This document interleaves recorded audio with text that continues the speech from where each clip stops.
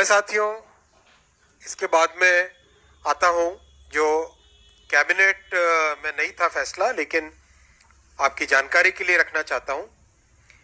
माननीय प्रधानमंत्री जी ने केंद्र सरकार के सभी कर्मचारियों के लिए 8th सेंट्रल पे कमीशन को मंजूरी दे दी है।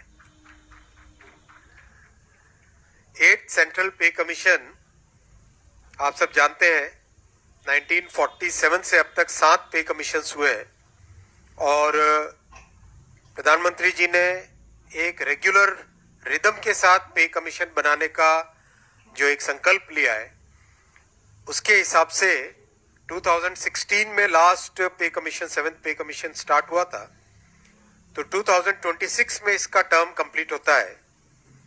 उससे वेल बिफोर 2025 में 8th पे कमीशन स्टैब्लिश करने से सफिशिएंट टाइम मिलेगा, so that the recommendations can be received well before the completion of the period of 7th pay commission. গতিকে সাৰ্বাধ্যসকল কেন্দ্ৰীয় মন্ত্ৰী অশ্বিনী বৈষ্ণৱ ডাঙৰীয়াৰ মন্তব্যৰ পৰা আপোনালোকে নিশ্চয় জানিব পাৰিলে যে প্ৰধানমন্ত্ৰী নৰেন্দ্ৰ মোদী ডাঙৰীয়াই আজি দিল্লীৰ কেবিনেট বৈঠকত চৰকাৰী কৰ্মচাৰীসকলৰ বাবে 8th পে কমিশ্যনত অনুমোদন জনাইছে।